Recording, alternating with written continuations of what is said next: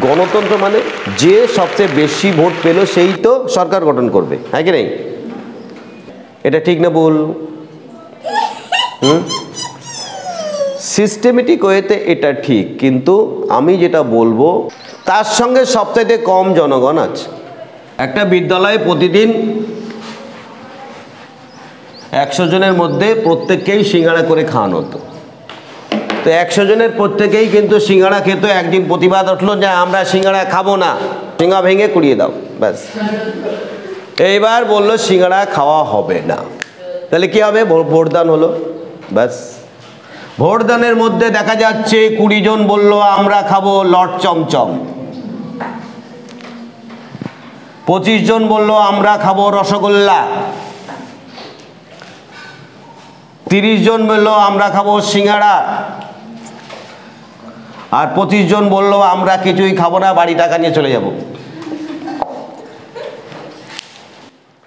এবার বের করলো, ঠিক আছে, বের করে দেখা গেল যে 30 জন সিঙ্গাড়া বেরোলো। তাহলে এখন কি চালু হবে? সিঙ্গাড়া। 70 জন প্রতিবাদ করেছিল, রাস্তা ভেঙে ফেলেছিল, গাড়ি ঘোড়া যাওয়া বন্ধ, কিন্তু প্রথম চালু থাকলো কি? সিঙ্গাড়া। তাহলে বোঝো ব্যাপারটা কোথায় গিয়ে দাঁড়াচ্ছে? এই হচ্ছে গণতন্ত্রের খেলা। এটা একটু মন দিয়ে শোনো। মোট 100 জন ভোটার। এই 100 জনের ভোটারের মধ্যে যে কোনো সরকার যখন ক্ষমতায় আসে, প্রথম কথা যেটা সেটা চেয়ে যে 100 ভোটের মধ্যে ভোট কাস্টিং হয় কত? সারা ভারতবর্ষের সবচেয়ে বেশি ভোট কাস্টিং হয়, তার নাম হচ্ছে 60%। অর্থাৎ 100%-এর মধ্যে ভোট দিল কতজন? 60 জন। এই 60 জনের মধ্যে যিনি সরকার গঠন করছে তর্কের খাতিরে তিনি 35% যদি বা 40% হয়, তাহলে 4 ছক 24টি ভোট পেল। তাহলে ভোটার ছিল কত? 100, পেল কত? 24টা ভোট। এই 24টা ভোটের মধ্যে ভারতবর্ষের রাজনীতির ক্ষেত্রে অদ্ভুত ব্যাপার, ভারতবর্ষের টোটাল ভোটটা ড্রিল বাই দ্য মেল। বাড়ির মহিলাদের বলা হয় তোমরা এইভাবে ভোট দাও, এরকম 80% ফ্যামিলি রয়েছে। সুতরাং এর থেকে 50% না, 10 ভোট কেটে গেল, 14টা ভোট থাকলো। এই 14টার মধ্যে দেখা যাচ্ছে 4-5টা পার্টি থাকলো। এই 4-5টা পার্টি অনুযায়ী তাদের ডিভাইডেশন কমপ্লিট হয়ে গেল। সব কিছু মিলিয়ে ভোট পেল হচ্ছে কত? 7টা। এই 7টার মধ্যে অবৈধ ভোট, মানে এর মাথায় বাড়ি মারলো, ওকে ভোট দিল, চলে গেল 2টো, থাকলো কত? 5টা। ছিল কত ভোটার? হলো কত? সরকার গঠন করলো কত জনে? 5 জন। এর কোনো জায়গায় 2 নম্বরের কথা বলেছি? হ্যাঁ বলেছি। তাহলে ব্যাপারটা ওই জায়গাটায়। এই সিঙ্গাড়া ব্যাপারটা কোনো অশান্তি আছে, কারণ এক একজন মতামত, কিন্তু এইভাবে গণতন্ত্র চলছে বলেই সিস্টেমেটিক ওয়েতে চলছে। বেশ, কারণ আমরা শাসন ব্যবস্থার ক্ষেত্রে অনেক রকম সিস্টেম বলে, স্যার এই গণতন্ত্র চলছে কেন? যে কিছু করার নেই, পৃথিবীতে আমরা সব রকম পদ্ধতি দেখেছি। প্রথমে কী হয়েছে?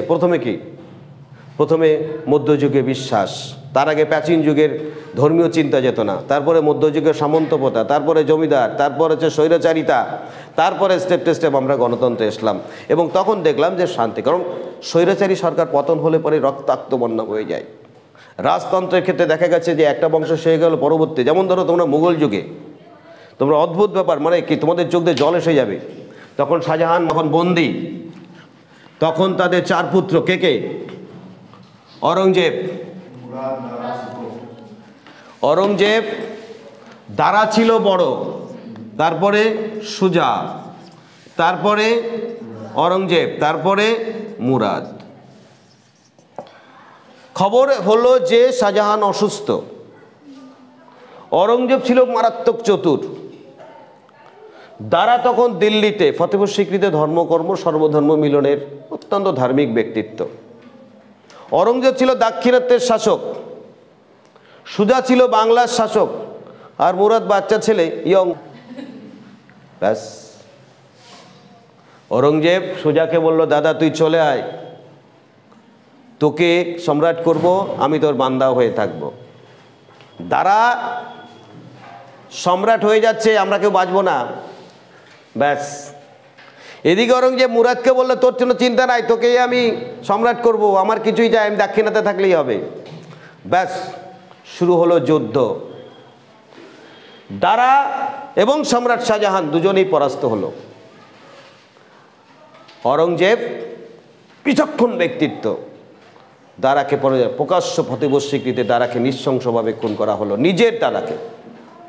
এই হচ্ছে উত্তরাধিকারের সমস্যা। কেন আমরা গণতন্ত্রের মধ্যে এসেছি? তারপরে সুজা বলল তাহলে ভাই একটা কাজ কর, তাহলে আমাকে সম্রাট কর। বলছে দেখছি দাঁড়া। চক্রান্ত করে সুজাকে মারার চেষ্টা করা হলো। সুজা তখন পালিয়ে বাংলায় নৌকায় করে যাচ্ছিল, সেই নৌকায় নৃশংস ভাবা মগদের দ্বারা খুন করা হলো, নদীর জলে ভাসিয়ে দেওয়া হলো। সুজা গেল। এবার মুরাদ বলল বাচ্চা ছেলে কি বোঝে, বলে তাহলে আমাকে সম্রাট করবি? বলে ঠিক আছে। কারাগারে রাতের অন্ধকারে কুপিয়ে কুপিয়ে হত্যা করা হলো মুরাদকে। পড়ে থাকলো ঔরঙ্গজেব। সেই ঔরঙ্গজেব আলমগীর উপাধি ধারণ করে ভারতবর্ষের সম্রাট হলো। যমুনা নদী, এর পাশে তাজমহল, ঠিক এখানেই আছে কেল্লা। কেল্লার একদম উপরে শাহজাহান বন্দী। শাহজাহান বন্দী। শাহজাহানের দুই কন্যা, একটা হচ্ছে জাহানারা আর একটা রোশানেরা।